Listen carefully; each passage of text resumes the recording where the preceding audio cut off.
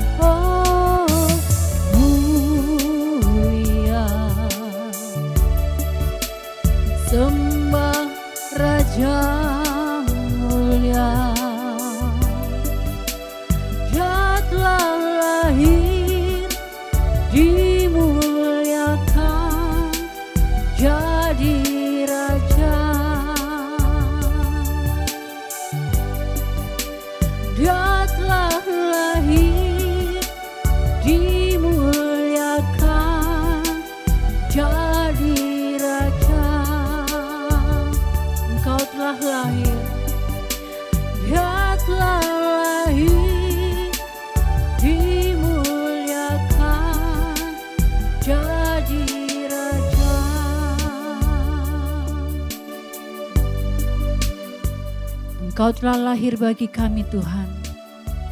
Dan kami muliakan sebagai Raja dalam hidup kami ya Bapa. Terima kasih Tuhan atas penebusan-Mu dalam hidup kami. Terima kasih buat keberadaan hidup kami pada pagi hari ini ya Bapa. Kami menyerahkan hidup kami, ibadah kami pada pagi hari ini dalam tangan-Mu ya Bapa. Terima kasih Tuhan Yesus memberkati kami semuanya. Mengurapi hamba-Mu yang akan menyampaikan kebenaran firman-Mu. Terpuji-pujilah nama-Mu Tuhan Yesus. Sekarang sampai selama-lamanya. Haleluya Yesus. Amin. Puji Tuhan. Shalom Bapak Ibu. Senang sekali masih dalam tahun baru pada tahun 2021 ini. Kita bersuka cita walaupun terkadang jalan kita berkabut. Tapi kita yakin dan percaya Tuhan Yesus selalu menyertai setiap langkah hidup kita. Amin. Naikkan pujian ini bersama-sama. Ketika jalanku berkabut.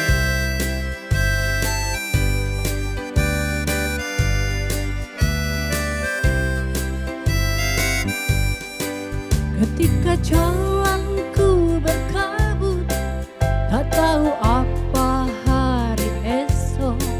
Ku tanya Tuhan, seolah membisu.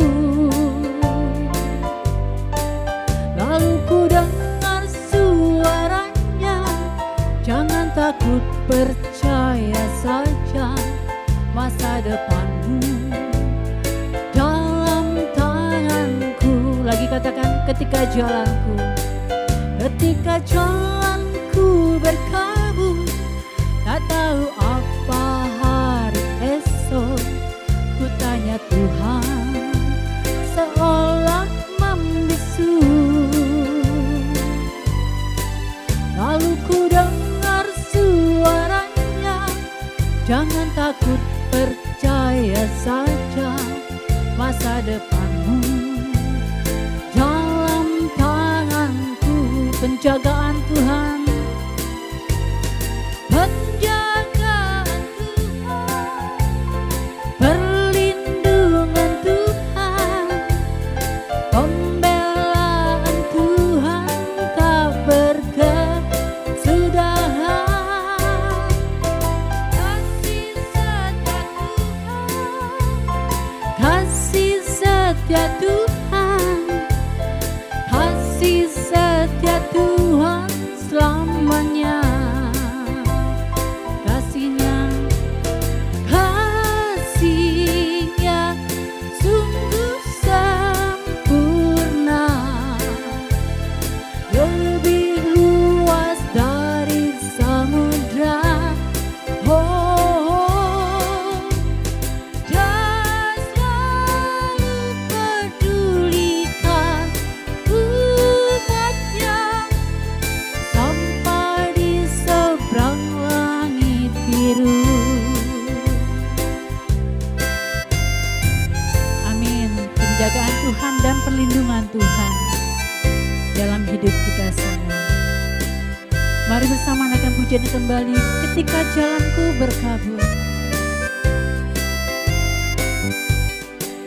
Ketika jalanku berkabut, tak tahu apa hari esok. Ku tanya Tuhan, seolah membisu. Lalu ku dengar suaranya, jangan takut, percaya saja. Masa depanmu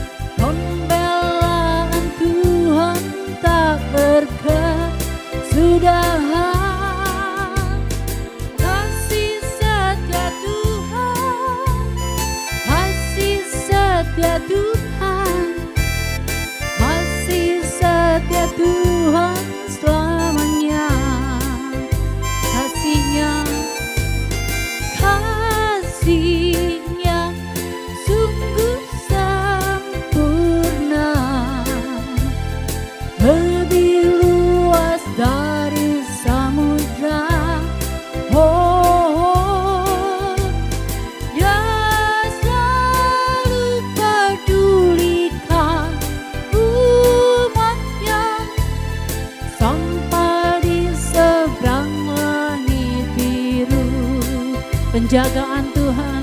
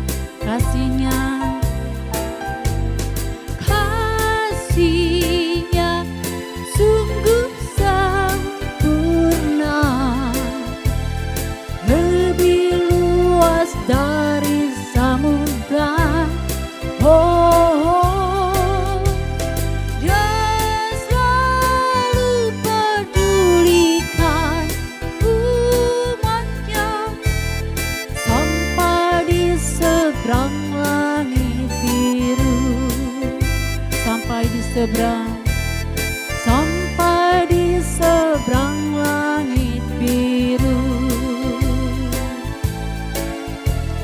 sampai di seberang langit biru. Amin.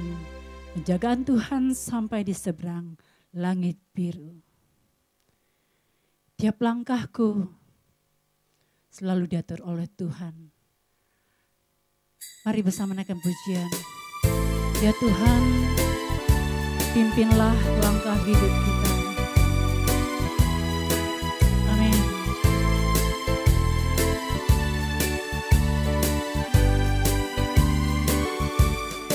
Oh Tuhan, pimpinlah langkahku.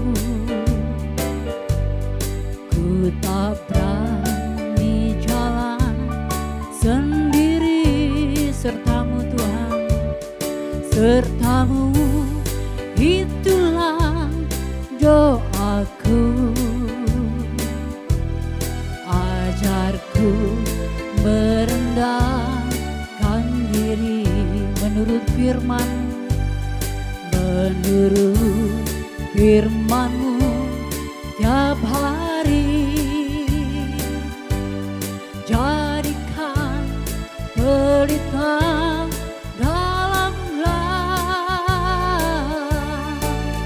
mencari domba yang sesat. Itulah kerinduan hatiku. Oh Tuhan, pimpinlah langkahku. Ku tak berani jalan sendiri, sertamu ya Tuhan, sertamu itulah doaku. Ajarku merendahkan diri menurut firman-Mu tiap hari. Jadikan pelita dalamlah, mencari domba yang sesat. Itulah kerinduan jiwaku, mencari domba, mencari domba yang sesat. Itulah kerinduan jiwaku, mencari domba yang sesat, mencari domba yang sesat. Itulah kerinduan hatiku. Amin. Kerinduan hati kita semua mencari domba yang sesat. Kita mau sambut firman Tuhan pada pagi hari ini dengan menaikkan pujian. Saat aku di hadapan-Mu ya Tuhan, kerinduan hati kami menjadi seturut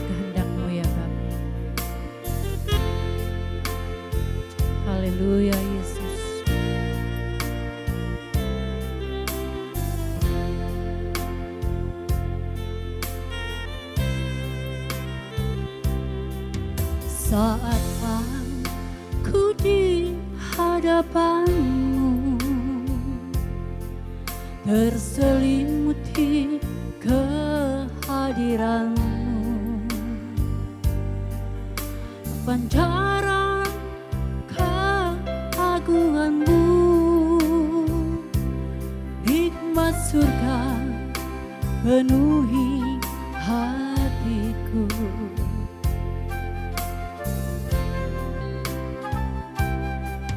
Curah api kemuliaanmu membakar kasihku padamu, terkobar roh untuk melayani, untuk mengabdi sepenuh padamu. Rinduku Tuhan, doaku Tuhan, ajarku tak ingini apapun. Rinduku Tuhan, doaku Tuhan, tetap tinggal di hadirat-Mu. Amin Tuhan. Saat aku di hadapan-Mu, berselimuti kehadiran-Mu, pancaran keagungan-Mu, nikmat surga penuhi hatiku. Curah api kemuliaan-Mu membakar kasihku padamu, terkobar roh untuk melayani, untuk mengabdi sepenuh padamu. Rinduku Tuhan, doaku Tuhan, ajarku tak ingini apapun. Rinduku Tuhan, doaku Tuhan, tetap tinggal di hadirat-Mu. Rinduku Tuhan, rinduku Tuhan, doaku Tuhan, ajarku tak ingini apapun. Rinduku Tuhan, doaku Tuhan, tetap tinggal di hadirat-Mu, tetap tinggal di hadirat-Mu, tetap tinggal di hadirat-Mu. Rindu hati kami Bapa, tetap tinggal di hadirat-Mu ya Tuhan. Terima kasih Tuhan Yesus, kami sambut kebenaran firman-Mu pada pagi hari ini dengan penuh ucapan syukur di dalam nama Tuhan Yesus Kristus, Tuhan dan Juru Selamat kami yang hidup. Haleluya. Amin. Silakan duduk Bapak Ibu semuanya. Shalom Bapak Ibu, selamat Natal 2020 dan Tahun Baru 2021. Hari ini tepat tanggal 3 Januari 2021. Hari ketiga di minggu yang pertama, bulan pertama tahun 2021. Apa yang sering sekali dilakukan oleh banyak orang di seluruh dunia ketika memasuki tahun yang baru. Yes, they are making new resolutions. Mereka membuat resolusi tahun yang baru. Apa yang dimaksud dengan resolusi tahun yang baru? Resolusi tahun baru bisa diartikan secara singkat sebuah komitmen perbaikan diri di tahun yang baru. Resolusi ini dibuat bertujuan untuk mengharapkan, mendambakan satu perbaikan diri, satu perubahan diri yang positif. Layaknya sebuah perusahaan besar, perusahaan go international, leading companies seperti Facebook, seperti WhatsApp, seperti Apple. Mereka merancangkan, merencanakan satu pencapaian di tahun 2021 ini. Mereka merancangkan satu rancangan jangka pendek, jangka menengah, dan jangka panjang. Mereka membuat satu goal, satu tujuan, pencapaian seperti apa yang mereka ingin capai di akhir tahun 2021. Di dalam institusi pendidikan, kampus misalnya, ya, kita kenal dengan visi dan misi. Apa visi dari institusi pendidikan ini?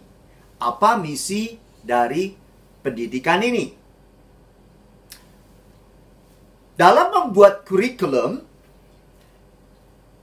kita atau saya sebagai pengajar, sebagai dosen, sering sekali ya menjumpai atau menemukan kalimat seperti ini. Tik tujuan instruktusional khusus. Ya, redaksi bahasanya begini. Setelah mengikuti mata kuliah English Theology, mahasiswa diharapkan mampu mempresentasikan dalam bahasa Inggris nama-nama kitab dalam Perjanjian Lama dan dalam Perjanjian Baru. Itu adalah tujuan instruktusional khusus. Nah, resolusi biasanya pada umumnya dibuat oleh banyak orang, itu berkenaan, itu berbicara dengan kesehatan. Oh, itu sangat beralasan sekali ya Bapak Ibu Saudara sekalian. Kita lihat ya, sepanjang tahun 2020, efektifnya mulai dari Maret tahun 2020 sampai akhir tahun ini, kita melihat, menyaksikan bahwa kurva, bahwa grafik COVID-19 itu bukannya menurun, tetapi malah melonjak naik. Sangat beralasan sekali kalau banyak orang di tahun yang baru ini membuat resolusi untuk ya kesehatan mereka. Nah, saya sudah mengambil 10 contoh ya, 10 contoh dari Google tentang area-area kehidupan di mana orang banyak sekali mendambakan ya, membuat resolusi supaya di tahun ini mereka menjadi lebih baik lagi. Contoh ya, saya lihat dari segi kesehatan. Nah, ini sangat beralasan tentunya karena COVID-19 menyerang seluruh ras manusia di dunia ini, bukan cuma di negara kita Indonesia. Betul kan? Jadi sangat beralasan kalau orang ya ingin mendambakan satu keadaan kondisi kesehatan prima. Ya, contohnya, saya ingin di tahun 2021 ini kesehatan saya bertambah baik. Itu salah satu contohnya. Saya mau memilih makanan-makanan yang punya ya, yang memiliki nutrisi tinggi, yang bisa meningkatkan imunitas saya, dan saya mau berhenti merokok. Itu dari soal kesehatan.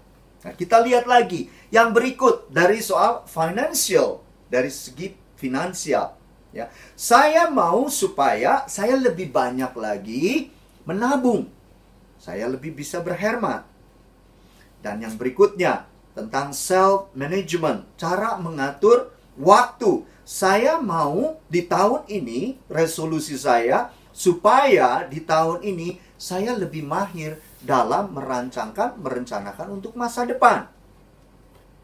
Dan nah ini untuk kita semua ini ya, untuk masalah spiritualitas. Masalah spiritualitas ya. Saya mau di tahun ini kerohanian saya itu lebih meningkat. Saya mau ya supaya di tahun ini saya memiliki satu cara memandang yang baru tentang Kristus. Saya mau bertumbuh dalam pengenalan akan Kristus. Nah, bagi kelompok orang-orang yang mempunyai resolusi seperti ini, yang spiritualitasnya ingin ditingkatkan, ya, pesan khotbah saya ini, ya, saya pikir ini cocok buat Bapak Ibu Saudara. Pada kesempatan ini, judul khotbah saya adalah New Year, New Frame of Mind. Tahun baru dengan pola pikir, cara berpikir, cara memandang yang baru. Mari kita membaca bersama-sama dari Efesus, pasalnya yang ke-17 sampai ayat yang ke-24. Manusia baru, itu judul perikopnya. Sebab itu kukatakan dan kutegaskan ini kepadamu di dalam Tuhan. Jangan hidup lagi sama seperti orang yang tidak mengenal Allah dengan pikirannya yang sia-sia dan pengertiannya yang gelap, jauh dari hidup persekutuan dengan Allah karena kebodohan yang ada di dalam mereka dan karena kedegilan hati mereka. Perasaan mereka telah tumpul sehingga mereka menyerahkan diri kepada hawa nafsu dan mengerjakan dengan serakah segala macam kecemaran. Tetapi kamu bukanlah demikian. Kamu telah belajar mengenal Kristus karena kamu telah mendengar tentang Dia dan menerima pengajaran di dalam Dia menurut kebenaran yang nyata dalam Yesus, yaitu bahwa kamu berhubung dengan kehidupan kamu yang dahulu harus menanggalkan manusia lama yang menemui kebinasaannya oleh nafsunya yang menyesatkan, supaya kamu dibaharui di dalam roh dan pikiranmu dan mengenakan manusia baru yang telah diciptakan menurut kehendak Allah di dalam kebenaran dan kekudusan yang sesungguhnya. Terakhir, karena itu buanglah dusta dan berkatalah benar seorang kepada yang lain, karena kita adalah sesama anggota. Ayat kuncinya adalah ayat 22 dan ayat 23. Saya bacakan kembali buat kita semua. Yaitu bahwa kamu berhubung dengan kehidupan kamu yang dahulu harus menanggalkan manusia lama yang menemui kebinasaannya oleh nafsunya yang menyesatkan, supaya kamu dibaharui di dalam roh dan pikiranmu. Kedua ayat itu adalah ayat kunci. Nah, Bapak Ibu, saudara sekalian, saya akan memperlihatkan ya di screen. Saya berharap bisa ditampilkan, oke, ya, penggambaran dari manusia lama dan manusia baru. Manusia lama ayat 17 ya dikatakan seperti ini. Jangan lagi hidup sama seperti orang kafir, tidak mengenal Allah, sehingga pikirannya sia-sia. Nah, ini gambaran manusia lama. Dikontraskan dengan manusia baru ayat 20. Ya. Manusia baru itu adalah manusia yang sudah mengenal Kristus, menerima pengajaran di dalam Dia, dibaharui dalam roh dan pikiran. Itu sama dengan Roma 12 ya, ayat yang kedua. Dibaharui oleh pikiran, budi pekerti oleh kebenaran firman. Nah, kita lihat lagi ayat yang 18.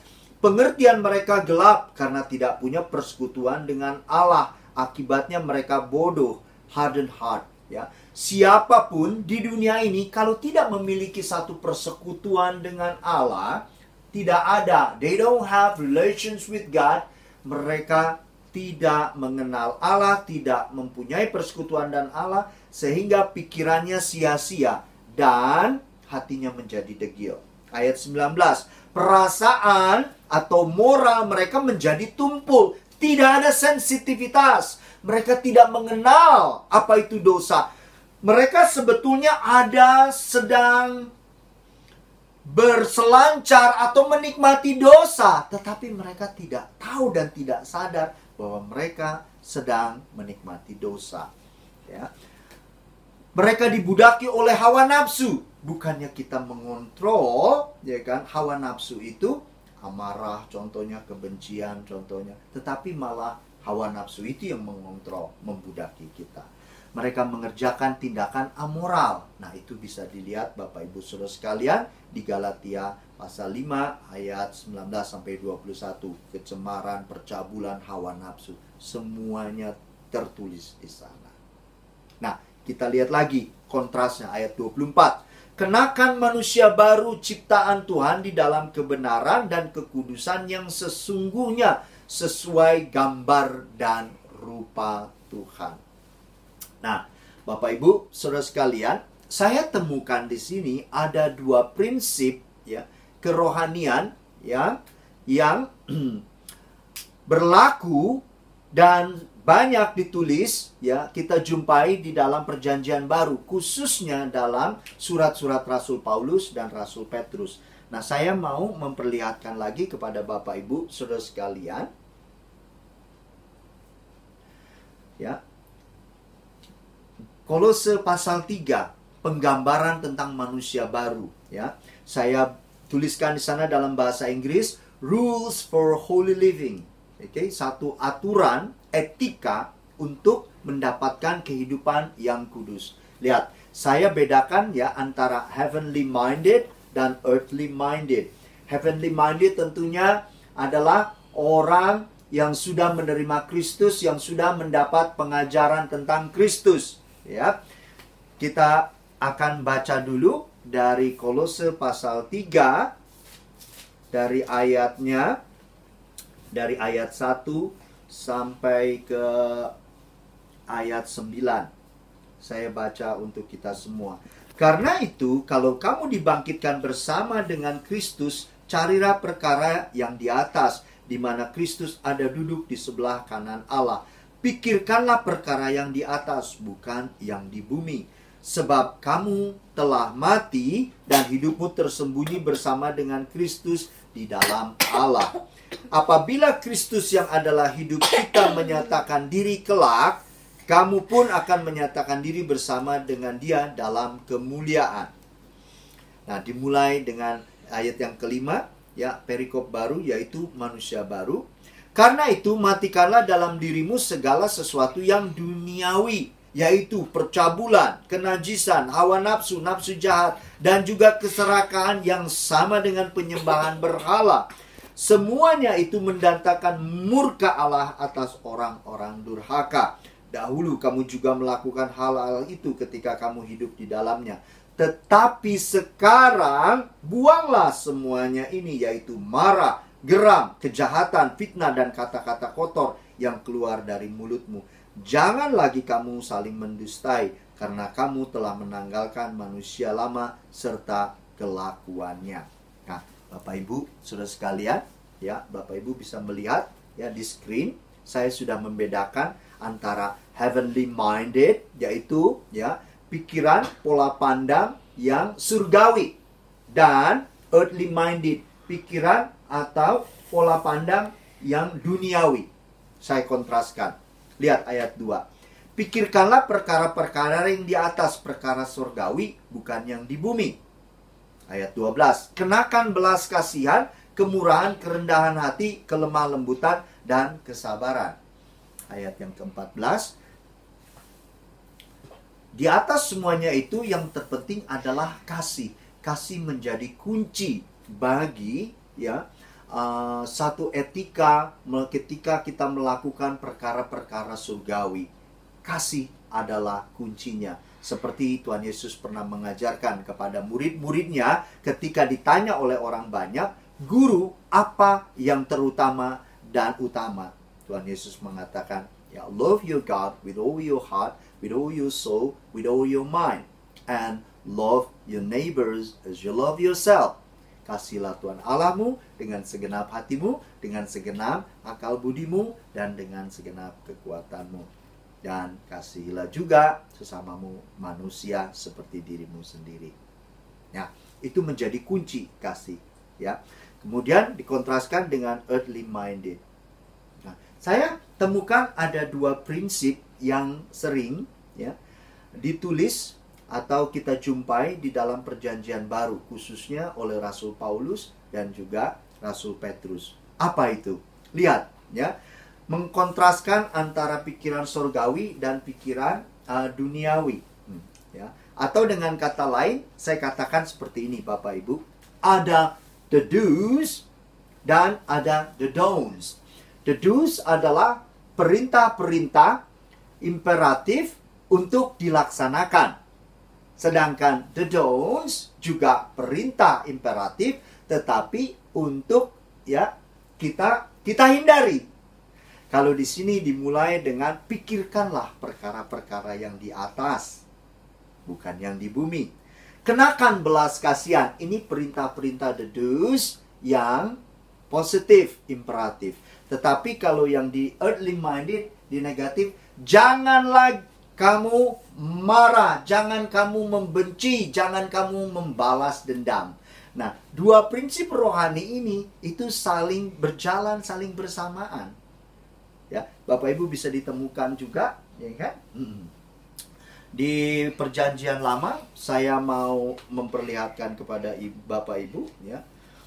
Rupanya di perjanjian lama pun sudah ada. Pemazmur sudah menuliskan, ya, di dalam Kitab Mazmur pasal pertama ayat yang pertama, Bapak Ibu perhatikan. Berbahagialah orang yang tidak berjalan menurut nasihat orang fasik, yang tidak berdiri di jalan orang berdosa, dan yang tidak duduk dalam kumpulan pencemooh, tetapi yang kesukaannya ialah Taurat Tuhan, dan yang merenungkan Taurat itu siang dan malam. Jadi orang yang berbahagia, ini adalah perintah positif, ialah orang yang merenungkan Taurat Tuhan siang dan malam. Perintah-perintah imperatif positif itu dilakukan. Oke? Nah, kemudian ya, yang di the don'ts-nya, perintah-perintah negatifnya, ya, yang tidak berdiri di jalan orang berdosa dan yang tidak duduk dalam kumpulan pencemooh, tetapi yang kesukaannya ialah Taurat Tuhan. Nah, Bapak Ibu Saudara sekalian, perhatikan ya, ada dua prinsip rohani ya yang saling berjalan, saling bersamaan ya, the do's and the don'ts ya. Berbahagialah orang yang tidak berjalan menurut nasihat orang fasik. Orang yang berbahagia, orang yang tidak berjalan dalam kumpulan, yang tidak berjalan menurut nasihat orang fasik. Oke? Tetapi yang kesukaannya Taurat Tuhan. Ini selalu dikontraskan, Bapak Ibu Saudara sekalian. Kembali ke Efesus dan Kolose, kembali ke Kolose maksud saya. Kolose pasalnya yang ketiga.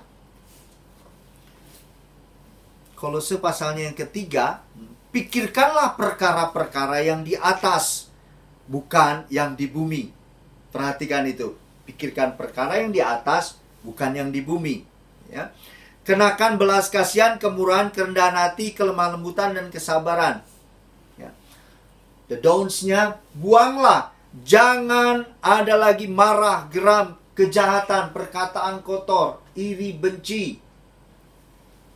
Jadi, dua prinsip rohani ini ya selalu berjalan bersamaan.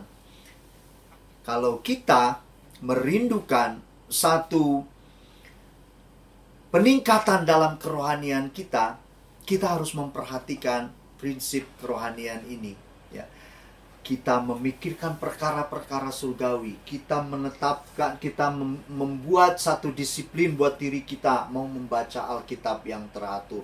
Mau menyiapkan waktu untuk berdoa. Aku mau hidup lebih kudus lagi. Tapi jangan lupa, ada prinsip the don'ts yang harus juga kita hindari. Jangan lagi kita punya amarah, jangan lagi kita punya kebencian. Kita harus belajar untuk mengampuni, jangan lagi kita membalas dendam, ya kan? Jika kita ingin memiliki kehidupan yang kudus, kita harus bertobat. Jika kita ingin lebih mengenal akan Kristus, ya kan, pribadinya, bertumbuh dalam pengenalan akan Kristus, di sisi yang lain kita harus lebih banyak lagi ya mengikis dosa-dosa kita, kehidupan-kehidupan yang tidak berkenan di hadapan Allah, semua kenajisan, semua fitnah, sebuah kebohongan, semua geram dan kemarahan, ini pun harus kita tinggalkan. Nah, Bapak Ibu Saudara sekalian, saya sudah sampai pada kesimpulan, ya kan? New Year, new frame of mind. Tahun yang baru dengan pola pikir, pola pandang yang baru. Milikilah kehidupan yang kudus, tetapi bertobatlah, ya kan? Semakin sering bertobat, ya. Bukankah semakin kita banyak bertobat, semakin kita banyak meninggalkan segala kenajisan dan dosa-dosa kita, ya. Kita sedang menjalankan, sedang mempraktekkan satu kehidupan gaya hidup kekudusan. Apa itu gaya hidup kekudusan? Yaitu adalah gaya hidup pertobatan. Meninggalkan, melepaskan semua tabiat-tabiat dosa kita. Begitu Bapak Ibu Saudara sekalian. Ya, pada akhirnya, ya kan, saya mau mengatakan, mari kepada kita semua, kita mulai memiliki satu pola pikir yang baru, cara pandang yang baru, ya. Dengan masuki tahun 2021 ini, mari kita lebih banyak bertobat, meninggalkan dosa-dosa kita, dan lebih banyak mencari perkara-perkara surgawi tentang Tuhan. Amin. Sekian buat firman Tuhan. Mari kita berdoa. Bapa kami di surga, terima kasih buat waktu yang boleh kami lewati bersama-sama dengan Engkau, di mana kami sudah mendengarkan kebenaran firman-Mu. Bapa, kami berdoa kiranya Engkau mengajar, mendidik kami terus Tuhan, anak-anak-Mu, semakin hari supaya semakin bertumbuh pengenalan kami akan Kristus, dan supaya kami semakin terus diubahkan untuk menyerupai Kristus hari demi hari, bulan demi bulan, dan tahun demi tahun. Kerinduan kami Bapa, agar Engkau menjumpai kami memiliki keserupaan dengan Kristus, memiliki pikiran dan perasaan Kristus. Bapa, aku berdoa buat sidang jemaat-Mu, buat setiap mereka yang berkomitmen di tahun yang baru ini, yang memiliki resolusi untuk peningkatan dalam kerohanian mereka, kiranya Bapa memberkati mereka semua di dalam nama Tuhan Yesus. Mari Bapak Ibu Saudara sekalian, jemaat yang dikasihi Tuhan, ya kan, arahkan hatimu ya kepada Bapa di surga, ya kan?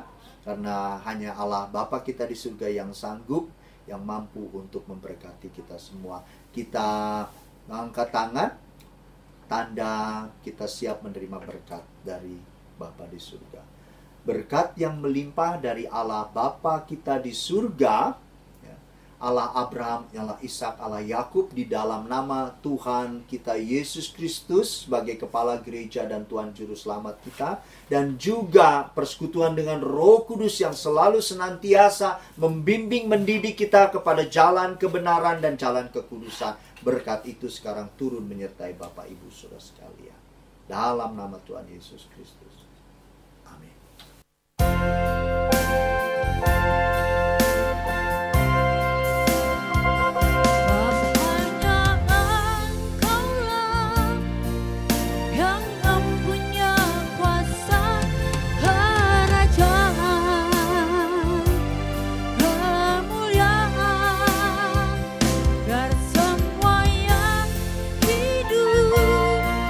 Yang telah Kau ciptakan.